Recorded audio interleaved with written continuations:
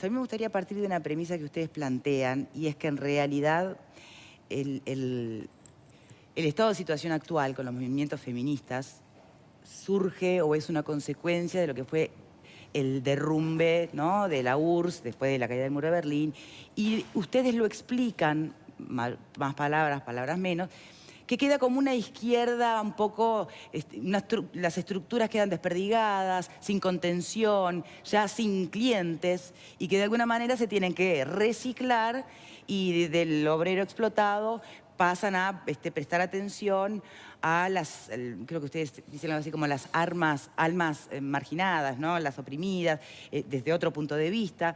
Y entonces empiezan a crear nuevas ONGs y buscan nuevas fuentes de financiación. Y de alguna manera todo eso va creciendo con otras banderas, hasta convertirse hoy en los secuestradores, poco menos, del pensamiento, ¿no? Así lo plantean ustedes. A mí me gustaría que me pudieran andar un poquito más en esa teoría, porque en realidad uno podría pensar que el movimiento de la mujer que busca y reclama por derechos es bastante anterior, incluso estamos hablando de la Revolución Francesa, si se quiere, ¿no? Por eso mismo el libro empieza con esa parte, con la primera hora del feminismo, que no todos lo recuerdan, pero no se llamaban a sí mismas de esa forma, se llamaban sufragistas, porque estaban informadas de alguna manera por otro tipo de filosofía social que era la que reinaba y la que hegemonizaba la escena política en aquellos entonces. Era la filosofía de las revoluciones liberales que se vivieron en Francia, en los Estados Unidos, en Inglaterra. De modo que nosotros no tenemos la tesis de que la izquierda crea el feminismo de hoy. Lo que nosotros afirmamos es que toma lo que había. Toma lo que había, le da un nuevo sentido militante, le inyecta otro tipo de discurso político y social y manda una militancia, una mascarada que suena simpática para muchos, que se presenta con unas banderas pero en el fondo hay otras, que dice una cosa pero hace otra. Entonces es una crítica a un tipo de feminismo. Somos conscientes que el feminismo no existe como un concepto unívoco, homogéneo. Hay muchos feminismos, pero tampoco perdemos de vista que hay un feminismo que es el que hegemoniza al resto hoy en día, que es lo que nosotros llamamos el feminismo radical. En algunos países de Europa, incluso y en los Estados Unidos, ya lo que empieza a predominar es el posfeminismo, que es un feminismo sin mujer.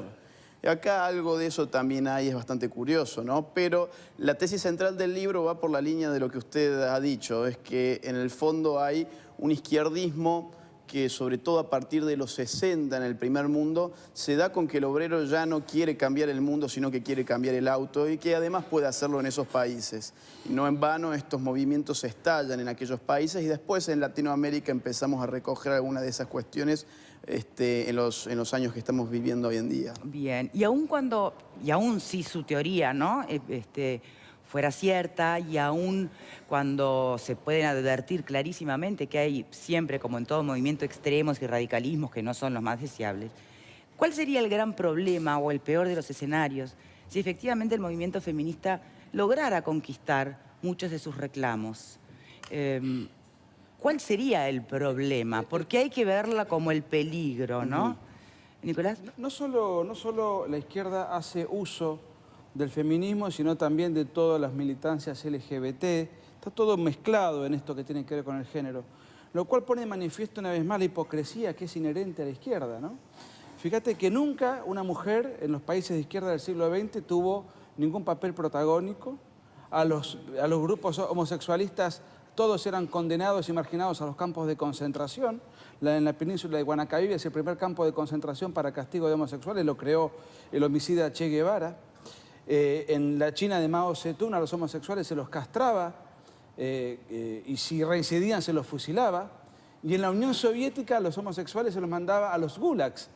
Resulta que ahora los mismos sectores ideológicos que durante el siglo XX a la mujer no le dieron ningún papel protagónico, a los homosexuales los mandaban a los campos de concentración, esas mismas expresiones ahora son los abanderados de la mujer y de las minorías sexuales.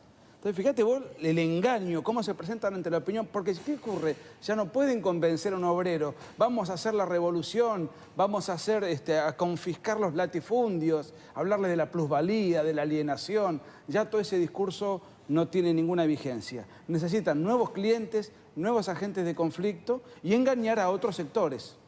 Bien. Y eso es parte del nuevo marketing de la izquierda. Bien, con este planteo así general me parece que da de sobra para empezar el debate, ¿no?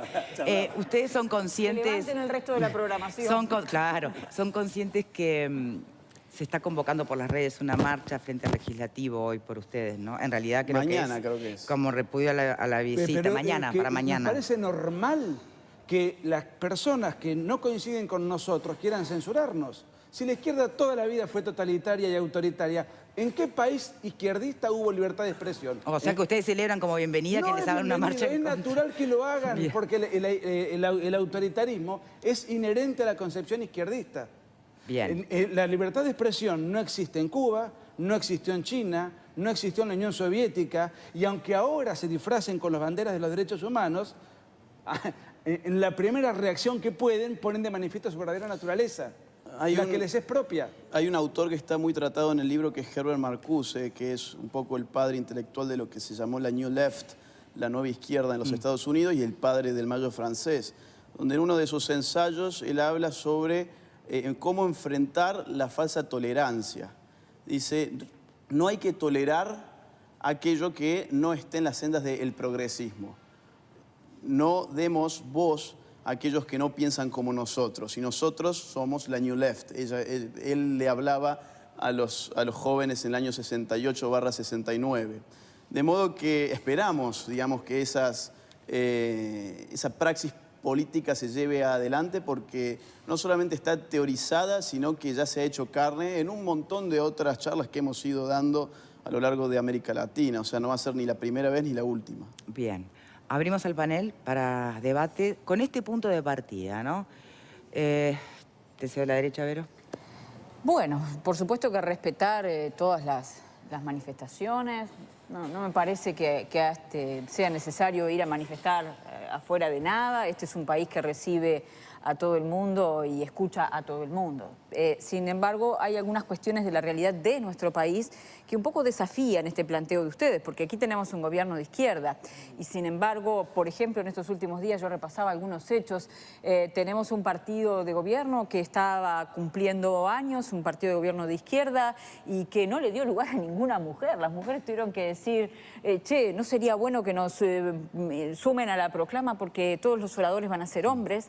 Tenemos un gobierno... Pero entonces que desafía, no, que va en la línea, dirás. No, yo creo que desafía, porque si estamos hablando de una izquierda nueva, ¿no?, que conquista estas cuestiones ideológicas y que en realidad, entre otras cosas, no le da presupuesto a ninguna de estas luchas. Aquí la lucha de nuestro país ha sido muy clarita y es para evitar los femicidios, para evitar las muertes de mujeres en manos de hombres que resulta que son sus parejas. Y esta mañana escuchábamos al presidente de la República con un enfoque muy claro.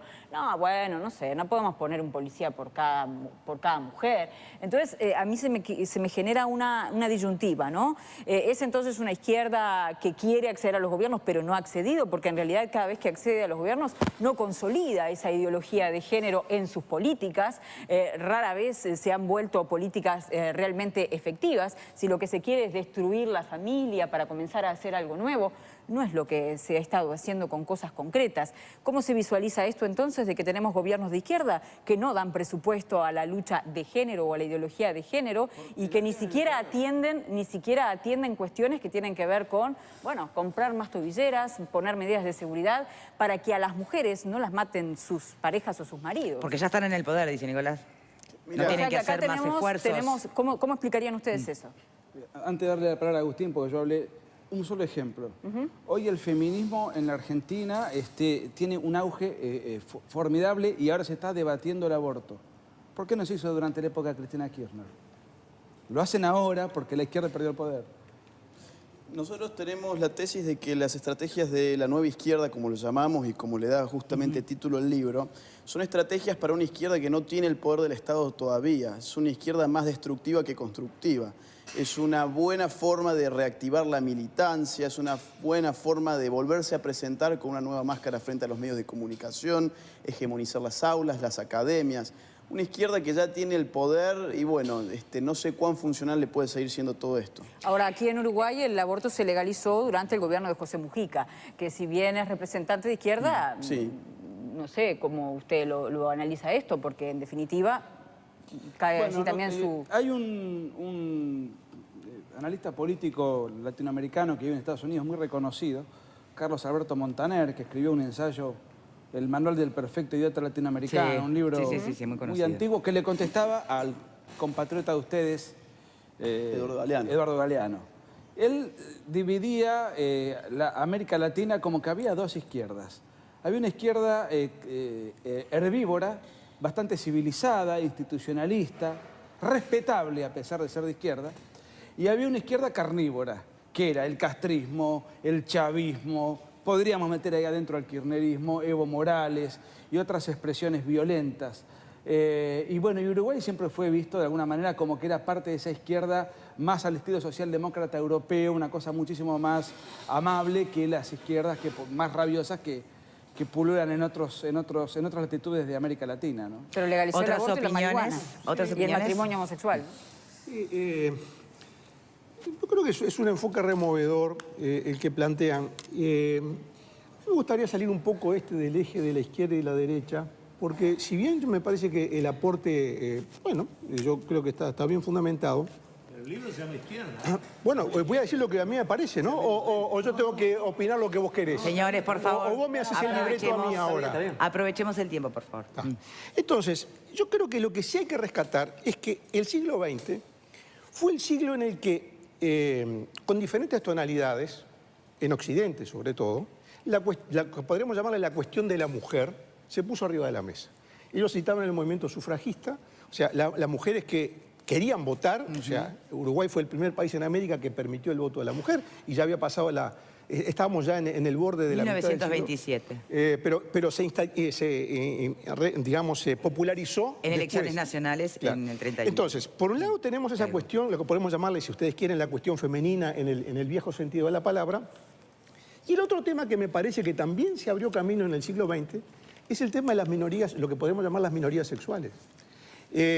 Hasta no hace mucho tiempo, un par de décadas quizás, lo que podríamos llamar la cuna de los movimientos estos de reivindicación legítima de los derechos de las minorías sexuales, eran perseguidos, se aplicaban penas de cárcel para quien practicaba la homosexualidad, lo cual es una aberración. Estamos todos de acuerdo que es una aberración. Entonces, me parece que aquí sí hay un rescate, y repito, dejo de lado el enfoque, porque el enfoque es polémico y cada uno tendrá su opinión. Pero me parece que sí lo que hay que rescatar es que el siglo XX significó un gran avance para la humanidad en cuanto a promover un avance y un destaque del papel de la mujer en la sociedad, y por otro sacó del closet, como se dice, el tema de las minorías sexuales. Entonces me parece que, más allá del aprovechamiento político que en uno u otro sentido se pudo haber hecho del tema, y seguramente la izquierda, como ellos dicen, y con buenos ejemplos, se está tratando de apropiar del tema. Sí, o embanderando, ¿no? Pero quiero decir, pero me parece importante rescatar estos temas, digamos, más allá de un abordaje ideológico, como temas de la sociedad. Como tema de la sociedad. O sea, recordar que hace 60 años las mujeres no podían votar. Y recordar que hasta hace pocas décadas, y quizás todavía hoy en algún país del mundo, en algunos países cuelgan a los homosexuales, los matan, no nos olvidemos de eso. Y entonces, desde esa perspectiva, uno tendría que pensar que en el contexto de la perspectiva de género o la ideología de género, la sociedad ha avanzado en realidad, no retrocedido. Pero no gracias a la ideología de género. Lo que el señor puso de manifiesto, y yo coincido plenamente, es un gran avance. Sí. Ese avance no es propio de la izquierda, sino del liberalismo, que pone a la mujer en igualdad con el hombre, que le da al homosexual o a cualquier minoría sexual plenos derechos para vivir su intimidad como le plazca. Esos son avances del occidente liberal y capitalista. Y obviamente son avances del siglo XX en los países liberales y capitalistas, no en China, no en Cuba, no en la Unión Soviética. Ahora bien, una cosa es la igualdad ante la ley, y eso son conquistas que ya están asentadas, y otra cosa es lo que se vive en el siglo XXI. ¿Qué es? A ver. ¿Qué es otra cosa? Vamos a poner un ejemplo. Hablábamos de las minorías sexuales. Sí. ¿En qué lugares del mundo se llevan adelante las manifestaciones pro-gay, pro-LGBT, todos estos movimientos tan violentos, por otra parte? ¿En qué lugares del mundo se llevan adelante todas estas protestas? Por ejemplo, en Occidente, que es donde la homosexualidad no está criminalizada. Es en los países donde dos homosexuales pueden perfectamente ya vivir juntos. ¿Y no debería ser así? Pero entonces, ¿para qué protestan? Si lo pueden hacer perfectamente. ¿Pero por qué dice que son Sí, violentas? sí, En porque Uruguay no son violentas, ¿Cómo? discúlpeme. En Uruguay la marcha Pero si del orgullo nos gay acaban de es una decir marcha que violenta. mañana tenemos una manifestación en repudio a nuestra presencia. No, pero usted habla de... O sea que manifestarse es violencia. Manifestar un repudio por presentar un libro. Disculpe, Pero no hay nada pero más usted habló incivilizado de que las eso. marchas Está, de Vero, los me grupos dejás LGBT. déjame seguir Le digo una preguntando, cosa. Nicolás. En este momento, Me gustaría entender en este momento en el mundo hay sí. 75 países donde la homosexualidad está prohibida o sancionada con pena de cárcel o sancionada con pena de muerte, inclusive. Muy bien. Todos los lobbies LGBT y los feminismos que protestan en los países donde tienen plenas libertades, nunca van a ninguna embajada o a ninguna mezquita a protestar en los países donde verdaderamente están criminalizados. Eso pone de manifiesto la ideologización de estos grupos. Van a protestar pidiendo libertades donde ya tienen libertad. Y con la remera ¿Pero de eso es Che Guevara. violencia? Bien, ¿Cómo? bien. Tenemos que hacer Son una idiotas pausa, útiles. señores, ya Son venimos. De idiotas todas maneras, me útiles. pregunto qué pasaría si se atrevieran a manifestarse en lugares donde ya están criminal y socialmente pero condenados, ¿no? Aquí en Uruguay, por ejemplo, yéndose a la embajada de Irán, por ejemplo, no creo que les pase nada, ¿o no? Si lo hacen aquí, yendo a la embajada de Irán. Bien, muchas preguntas sería interesante, no sé. quedan colgadas por el camino. Hacemos una pausa y enseguida regresamos, ¿ya? Bien. Retomamos entonces con estos invitados que están generando bastante polémica. Yo insisto en preguntar dónde se advierte en realidad el peligro o la amenaza de que efectivamente colectivos que eran minoría, que habían estado y aún siguen estando en muchas partes del mundo, como ustedes mismos planteaban, excluidos o criminalizados por cuestiones que hacen a no solo lo racial, también lo sexual, lo identitario, ¿no? ¿Cuál es la amenaza de que hayan cobrado visibilidad, de que hayan conquistado derechos que ni siquiera, más que nadie, ¿no? Apenas igual que los demás? ¿Dónde se advierte el peligro de que la sociedad haya caminado hacia esos lugares? Nosotros con Agustín estamos absolutamente en favor de la libertad y por sobre todas las cosas de la igualdad ante la ley, que es algo ajeno a la ideología de género. La ideología de género atenta contra la libertad, atenta contra nuestras libertades todos los días. ¿Por qué? A ver. Un solo ejemplo o entre tantos. Ahora en Argentina, no conozco la realidad de Uruguay, entre tantos otros países, por ejemplo, se ha legislado que todos los senadores y diputados, es decir, todos los congresistas, tienen que ser la mitad mujeres y la mitad hombres. O sea, cupo de paridad, algo absurdo, porque nada le impide a una mujer ser diputada o senadora, y nosotros hemos tenido mujeres presidentes 2 veces, por ejemplo. O sea, le están quitando la libertad al votante de poder elegir libremente en función del mérito, y ahora se elige en función de una ingeniería social. Ya se está discutiendo, perdón Agustín, que en todas las empresas haya, en cada planta, mitad varones y mitad mujeres. Hay una ingeniería social que va restringiendo en este caso la libertad de contratar y la libertad laboral, y así con tantos otros ejemplos. Ahora, esto, digamos, viene de otras partes del mundo, ¿no? De América Latina, llega a nuestras playas, digamos, hace relativamente poco. Entonces, con Nicolás hacemos siempre el ejercicio de mirar en qué andan aquellos países donde estas ideas cobraron más fuerza hace ya bastantes años. Y tenemos ejemplos que son extremadamente peligrosos para el tema de la libertad individual. Como por ejemplo, en Canadá. En Canadá, si una persona se refiere a otra en disonancia con su identidad de género, puede ir hasta 6 meses preso. Esto significa, si estuviésemos en Canadá y Nicolás nos asegura que él en verdad no es un hombre, sino que es una mujer, y yo lo trato de él en vez de ella, él me puede judicializar a mí. Yo puedo terminar 6 meses preso. En Canadá, por ejemplo, se está retirando a los hijos de las familias que enseñen o eduquen a sus hijos en disonancia con los postulados de la ideología de género. ¿Quieren ejemplos más absurdos? Vámonos a Suecia. En Suecia el partido de izquierda está pidiendo una ley para obligar a los hombres a orinar de sentados. Hasta ahí llega, digamos, esto de la igualdad de género. En Noruega, los políticos noruegos dijeron: es un gran problema para la sociedad que no tengamos igualdad de género en el estudio de la ingeniería aeronáutica. Entonces, ¿qué hacemos? Usamos los impuestos de la gente para subsidiar a las mujeres, para tener cuotas de género dentro de esas facultades.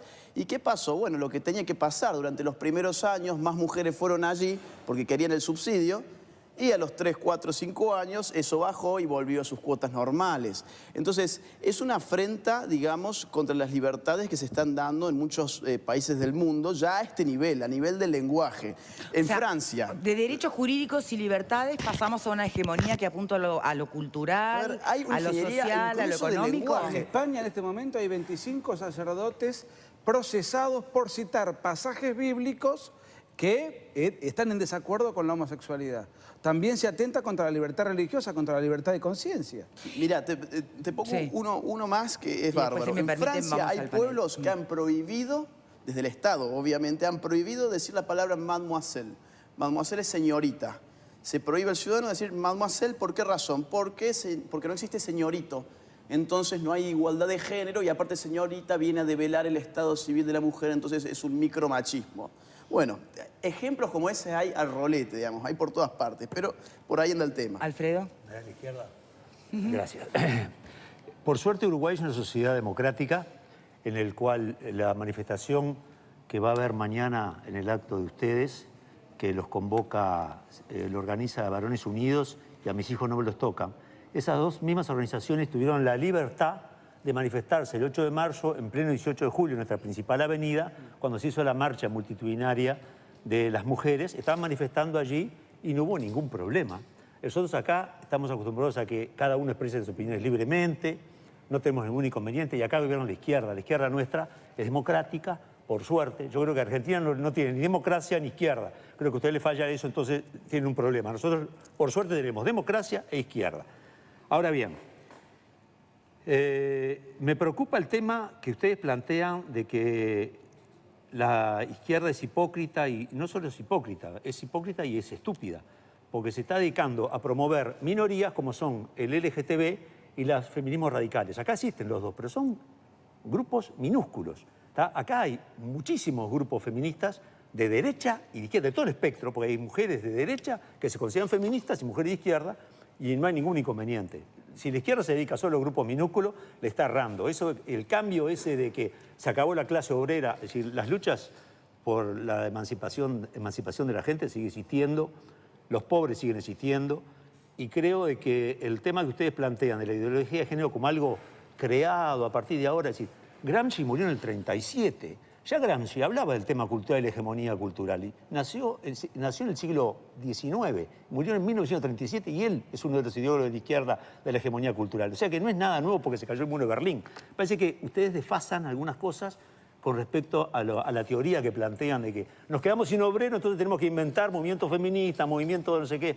Creo que hay una realidad que es muy importante. La mitad de la población son mujeres, no es una minoría. En Uruguay hay más mujeres que hombres. O sea que la paridad, la cuota, la lucha de las mujeres por la igualdad no es de una minoría, es de la mitad de la población. Bueno, ¿Qué tiene que ver la cuota de paridad con la igualdad? Tiene muchísimo. Nada que ver. Muchísimo. En absoluto. Usted supuesto. plantea otro tema que es muy autoritario, que es el igualitarismo. No tiene nada que ver con la igualdad. La igualdad es que cualquier mujer que tenga una inquietud política va a un partido político organizado y se presenta a elecciones a ver si gana o no. Estás el ignorando la igualitarismo es la realidad ingeniería histórica. social que impone cuotas. Estás Eso no ignorando tiene la nada que realidad ver con la histórica de la igualdad. opresión de la mujer desde hace más de 2000 años. ¿Cómo? Estás ignorando la No, yo no opresión estoy- de la mujer de hace más de 2000 años. Tiene de que la ver sociedad. la presión que tuvo no sé en qué época Pero con la cuota de No tiene nada que ver. ¿No es una Ok. forma de combatir justamente la No, opresión no, esa? mire, ¿no? si una mujer Mirá. es maltratada por el hombre, hay un librito que se llama Código Penal. Sí. Y en función de la violencia acontecida, un juez y un fiscal tienen que llevar adelante al agresor y darle la pena que se merezca. ¿O no hay un código penal si una persona, un hombre le pega a una mujer? Y entonces, ¿para qué vamos a inventar toda una ingeniería accesoria? Pero a ver, ingeniería accesoria. Con la paridad en el- Con la paridad, patriarcado, no eso tiene nada que no, ver. separemos los tantos, separemos los tantos. La A paridad ver, es injusto. cuando ustedes, Por cuando supuesto. ustedes hablan de Igualdad. ideología de género, No señores, es para igualdad. entendernos Lo porque que tiene que ver es igualdad son ante muchos la ley. temas que convergen en lo mismo. Una cosa es hablar del patriarcado, de la cultura machista, que de alguna manera explica la liviandad con que algunos hombres matan a sus mujeres por sentirlas propiedad y objeto, eso es un tema. Después está lo vinculado al verdadero desarrollo de la mujer, al acceso a cargos de dirección, a la brecha salarial que todavía existe. Otro mito. Otro mito. ¿Todos son mitos para ustedes? Es que es muy sencillo. Señores, déjenlos hablar. ¿Todos son mitos? Es muy sencillo, es muy sencillo. Si la mujer ganase menos que el hombre, sí, la mujer sería una privilegiada, porque ningún hombre conseguiría trabajo. Yo, empleador, si a la mujer le pago menos, nunca contrataría a un hombre. Me ahorraría un montón de dinero en sueldo. Ahora, el Banco Mundial que establece la brecha salarial entre hombres y mujeres, ¿es de izquierda y es de izquierda radical? Manejado por los LGTB. A ver, acá se han usado, digamos, varios argumentos y han quedado algunos sin ser respondidos. Por ejemplo, cuando el señor dice que lo nuestro es anacrónico, pues nosotros no hemos considerado el pensamiento de Gramsci, bueno, acá tiene la página 32, empieza todo el planteo de cómo esto viene de Gramsci, incluso viene de atrás, viene de Engels. Cuando Engels, en el año 1884, al escribir El origen del Estado, la familia y la propiedad privada, dijo, en la familia el hombre es el burgués y la mujer es el proletariado. Ese es precisamente lo que se está poniendo de manifiesto hoy en este pasaje de lucha de clases a lucha de géneros. Y quien recoge la pluma de Gramsci y tiene fama mundial en cuanto a estratega de un nuevo socialismo es Ernesto Laclau y su mujer Chantal Mouffe, que plantean en el año 85 en Hegemonía y Estrategia Socialista la teoría de Gramsci puesta para este siglo, en donde hablan de la necesidad de hegemonizar discursivamente al feminismo, el LGTB, etcétera, etcétera, basado en Gramsci. Pero eso explicaría kirchnerismo y Latinoamérica, pero ¿cómo remite a Europa Occidental? Claro, los bueno, suecos es que estaban la yendo a la ideología de género no viene de América Latina y no fue pensada tampoco después de la caída del muro de Berlín, que fue algo que ya creo que lo hemos dicho. Nos podemos retrotraer al Mayo francés, podemos ir a Eros y civilización de Herbert Marcuse de los años 50, podemos irnos al segundo sexo de... Entonces, ¿por qué me hablas de que es a partir de los 50, 60 que empiezan a cambiar, la izquierda empieza a cambiar de la lucha de clases a la lucha de género? Por una sencilla razón... No me cierra el discurso. Por una sencilla razón, que es que después de la Segunda Guerra Mundial se vive en el mundo occidental lo que se conoce como la edad de oro del capitalismo, en el cual durante más de una década todos los países de la OCDE crecen a más de un 5% del PBI anual, con lo cual hay una redistribución también de la riqueza hacia las clases obreras que se sueltan de alguna forma las prédicas de izquierdas y tenemos, por ejemplo, en el caso de Francia, la gran crisis en el PCF, en el Partido Comunista Francés. ¿Cuándo fue Mitterrand presidente de Francia? Porque me parece que las fechas no me cierran. No, yo estoy hablando de antes. Yo estoy hablando de lo que pasó, por ejemplo, en el Mayo francés, cuando hay un desacople entre las juventudes radicales de izquierda con el Partido Comunista que después se le va a plegar una semana más tarde, igual que los obreros, se le van a plegar una semana más tarde y después se desactivan cuando se dan cuenta que lograron un piso de salario mínimo. Es decir, esto ya no es una lucha de clases como la pensaba ni Marx, ni Lenin, ni el Che. Ahora hay nuevos agentes de la revolución, a tal punto que la consigna, si queremos irnos de nuevo a Francia, va a ser la imaginación al poder, nada más alejado que la teoría, digamos, de Marx. Tenemos que volver a hacer una pausa. Cuando regresemos, Ale, te doy la palabra. Me gustaría dejar planteado, entonces, siguiendo un poco, y por supuesto siempre a grandes pinceladas, porque no estamos pudiendo profundizar, pero si efectivamente lo que ustedes plantean es este empoderamiento de una suerte de izquierda universal, de ciertos valores nobles en apariencia, pero que persiguen otra cosa, ¿eso explicaría que hoy haya movimientos feministas que es, por ejemplo, entre sus pancartas, abajo el capitalismo patriarcal? ¿Estamos dando toda la vuelta entonces para llegar a una nueva forma de seguir conquistando o derrotando el capitalismo? ¿Y lo estamos disfrazando? ¿Me lo contestás a la vuelta? Ya venimos. Me gustaría escuchar la opinión de Alejandro, que en el bloque anterior no intervino. A ver, algunas cosas ya se han dicho. En todo caso, la historia de la humanidad podríamos definirla que ha sido la historia de la obtención de derechos, ¿no es cierto? Lo que antes resultaba absurdo para algunos o natural, justamente en base al absurdo, fueron resignificados y se obtuvieron derechos, ¿no? A medida que ha pasado la humanidad, se podría decir que la humanidad ha recogido cada vez más número de derechos. Siempre que se obtuvo un nuevo derecho, ya sea de colectivos muy numerosos o pequeños, siempre hubo una reacción en contra de esa nueva obtención de derechos. Es lo que podríamos definir como el pensamiento conservador o incluso reaccionario. Yo creo, respetuosa y amablemente, que es representado por nuestros invitados hoy día. Pero yo, como soy un liberal y a mí me gusta la libre circulación de ideas, entiendo que su visita se inscribe dentro de la buena noticia de la libre circulación de ideas. Bien. Tribuna, por favor, mujeres, a ver. Bueno, yo creo que en primer lugar hay que indicar que capaz que estamos en una realidad, una sintonía diferente. Y dicho esto, quiero agregar que yo no soy el partido al cual le adjudican la izquierda en este país. Entonces capaz que así no me subestimarían, porque yo creo que en cierta forma se subestima a la gente diciendo que, bueno, antes le damos esta causa para que militaran, hoy le damos esta otra. Yo la verdad es que no milito porque alguien me la dé, milito porque hay una sociedad y hay una realidad social que demanda que la militen, porque quizá el día de mañana ojalá yo pueda vivir en un mundo en el que esté preocupada por si los hombres orinan de pie o sentados, pero yo hoy me tengo que preocupar porque hoy mataron a la 9ª mujer en este país. Porque yo me tengo que preocupar porque a igual trabajo, igual capacidad, a la mujer se le sigue pagando un 25% menos que al hombre en este país. Porque yo me sigo preocupando, porque tengo 21 años, yo no puedo salir de noche caminando porque tengo miedo a que me violen. Y a un hombre esto no le pasa. Porque yo me tengo que seguir preocupando porque hay mujeres capacitadas para entrar al Parlamento y no sé por qué, no sé cuál es la causa, le llamarán como le llamarán, pero no pueden entrar y están capacitadas. Y tenemos un montón de incapaces legisladores que hoy ocupan bancas y que nadie le hizo una prueba de capacidad. Entonces, ¿por qué ellos sí, ellos no? Yo lo que quiero dejar en evidencia es que hay hay un desfasaje de... Yo estoy de acuerdo con ustedes, yo creo en la igualdad de derechos y en la igualdad de oportunidades también, por eso milito. Bien, Todos los datos que Ligia. tiraste, son todos falsos, ¿eh? En mi país son reales, por eso en el tuyo capaz que no, en Uruguay la sí. mayor parte de las violaciones las padecen los hombres en la cárcel. El número grueso, digamos. Primer punto. Segundo punto, la cantidad de hombres que mueren diariamente son mucho mayor cantidad que lo que las No en mujeres. manos de sus exparejas, diferentes. no en manos de sus exparejas. A veces sí, a veces no. Bueno, no. A veces sí, a veces no. Señores, esperen, a ver, me gustaría otra opinión desde tribuna. Cada uno, falta Ligia, a ver. Sí, creo que Una sí, un sola poco. pregunta. Sí. ¿Sabes cuántos hombres murieron este mes en el Uruguay? No te Seguro sabría que lo decir, sabes, no, pero porque esos datos se invisibilizan. igual te quiero corregir. 9 mujeres muertas en manos de sus exparejas. Yo lo que digo es, la violencia... Te vuelvo a repetir. Ojo, ¿me dejas terminar? La violencia es violencia siempre. Ahora, si la queremos combatir, no podemos combatir a la violencia de igual forma porque unos mueren en manos de los delincuentes que hay en la calle sueltos y otras mueren porque las asesinan sus exparejas. No puedo aplicar la misma política de gobierno. Incurriste en un error grave al decir, no sé por qué razón la mujer no puede llegar al Parlamento. A la mujer la votan también mujeres. La razón es que las mujeres, por decisión libre, no han elegido mujeres en el Congreso. La realidad es que vivimos en un país machista. A ver, O el voto de la señores. mujer no vale lo mismo que el del hombre. Señores, nunca se dijo que la mujer no es parte del problema también.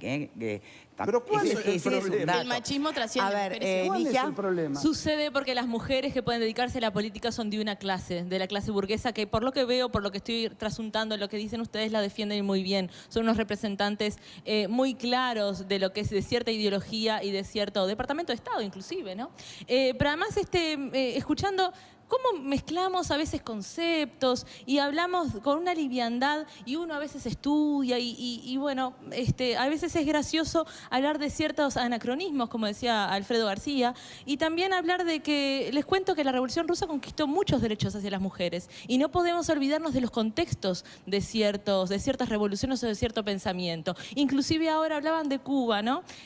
Cuando hablan de Cuba a mí me gusta a veces referirme porque tiene un proceso la Revolución cubana y la Revolución Socialista en Cuba. Y, por ejemplo, ahora hay un CENESEX, que es un centro de estudios por la sexualidad. Cuando Sí, se habla, se es está, una por ejemplo, parodia hablando... Es una parodia que dirige la hija del dictador Raúl Castro. Yo estuve preso en Cuba. Si me querés hablar del paraíso socialista, lo conozco perfectamente bien, ¿eh?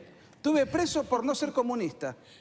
Bueno, cada uno... Y bueno, no están apoyando las libertades. Sigamos y la adelante. representación popular. Porque yo te digo, una cosa es la democracia, otra cosa es la representación popular, que a mí, yo considero, en esta libertad que tenemos y de expresión que ustedes expresan, y yo también, a mí me parece que Cuba hay derechos y Mentira. también hay derechos y de representación ¿Vos popular. crees que Con en respecto Cuba- a los A ver, estudios vos y yo por podríamos favor, vamos a polemizar esperar que esto. cada uno termine de decir Pero, su opinión. ¿cómo va a decir que en Cuba hay libertad de expresión? Cuando la señora termine, arrancan ustedes. Sí. Sí, es un mínimo de respeto también. Así como nosotros respetamos y escuchamos lo que tú tenés para decir, también me parece que es una devolución lo que tenés que hacer tú.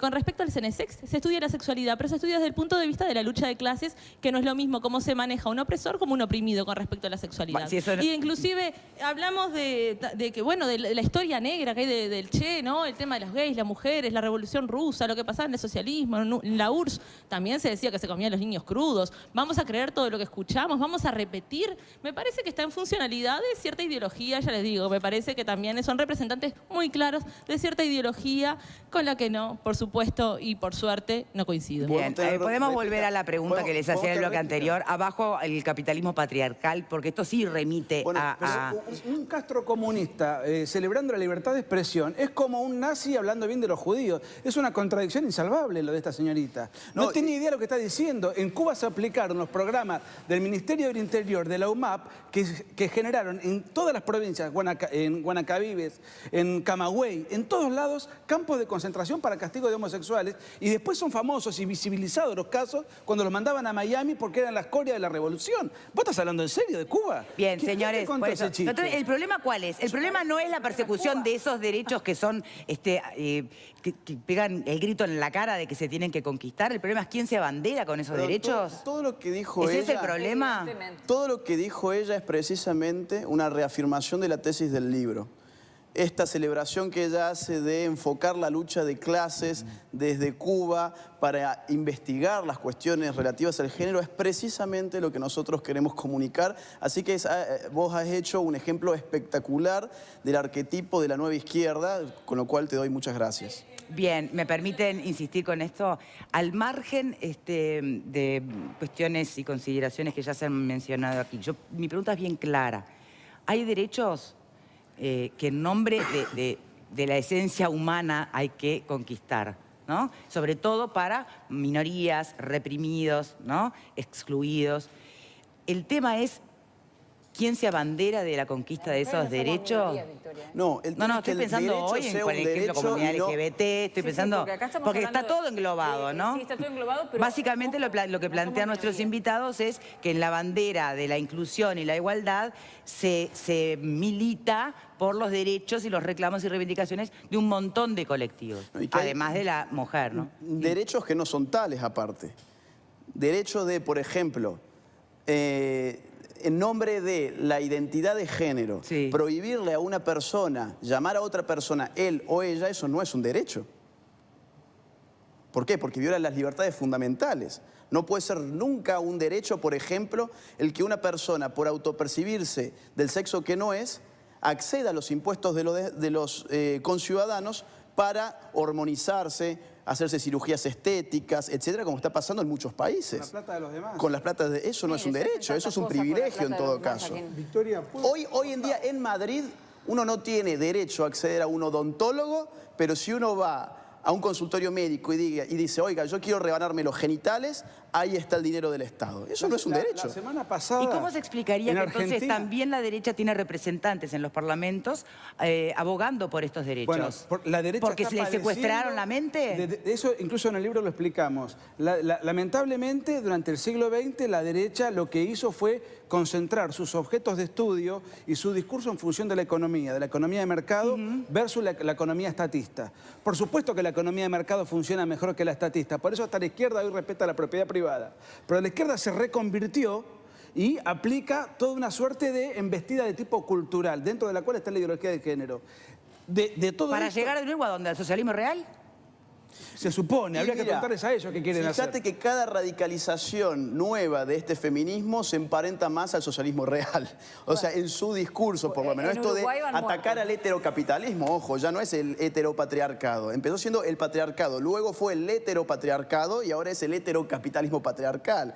O sea, cada vez se mete más la variable económica. Con el agravante de que si uno mira el mapa del mundo, la mujer donde mejor vive es en el sistema capitalista.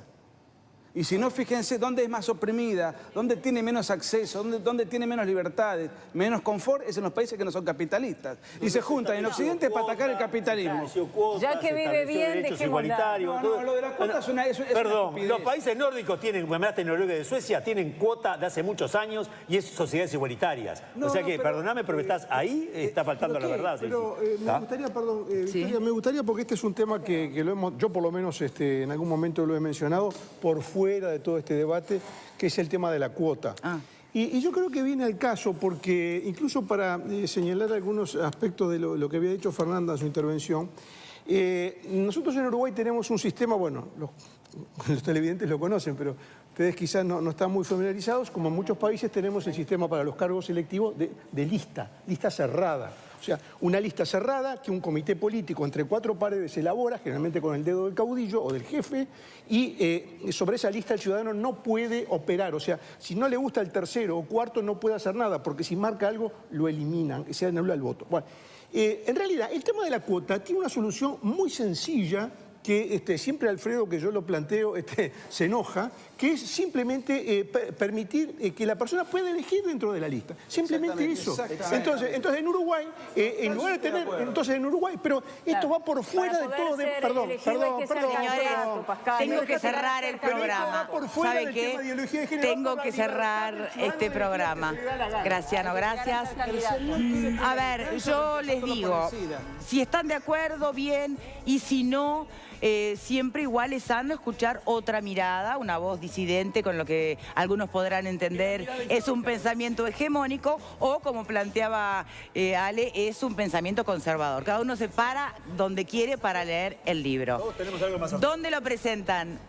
Vamos a estar Hoy, sí. Prudencio de Pena 2544. Es una librería. Librería Bien. Aquileo, Parque Valle. De 18 a 19:30 vamos a estar firmando los libros. Bien. Y mañana en el Congreso. En el Congreso Nacional. El Congreso Bien, Nacional. que donde Es le llamamos Parlamento. La contramarcha que, ojo, no fue tan democrático como se lo convocó. Se convocó a golpearnos y a agredir físicamente. Y hemos recibido amenazas de muerte, una por día, bueno, desde hace bastante tiempo ya. Bueno, ojalá. Usted está hablando de Uruguay. Ojalá. Está en Uruguay. Sí, por favor, háganoslo saber. Nos daría vergüenza, pero... De lo que ha girado por las redes sociales, que es Bien. público y ustedes lo pueden ver. Déjenme hacer una aclaración, porque se dijo, creo que fuiste tú, Alfredo, que dijiste que los que se habían manifestado el 8M eran el colectivo Varones Unidos. Y, bueno, pues no es así, no es correcto. Quienes estaban manifestándose eran otra organización que se llama Con Nuestros Hijos No Te Metas. No justamente estas dos que se mencionaron. No. Señores, han dejado acá al avispero. Gracias por habernos acompañado. Para que la gente sepa dónde vive la Universidad de Montevideo. Será hasta mañana. Será hasta mañana.